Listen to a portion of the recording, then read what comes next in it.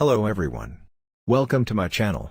In this video I will tell you everything about ABS, its purpose and why does it often produce noise when you hit the brake pedal while the car is in motion?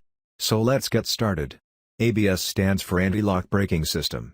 It is a safety system that is commonly used in vehicles to prevent the wheels from locking up during braking, which can cause the vehicle to skid or lose control.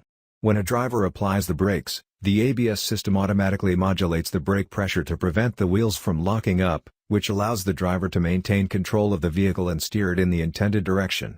This is achieved through the use of sensors that detect when a wheel is about to lock up, and a computer that controls the brake pressure to prevent this from happening.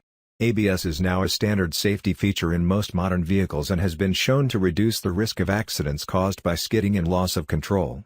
Now, let me tell you the possible reasons for ABS noise. First of all, you should scan your vehicle through a computer scanner and find out the fault codes and then try to fix those parts if any. If the problem is in the ABS system, then your mechanic should probably repair that device or change that. But what if no fault is detected? Don't worry, I am here to assist you.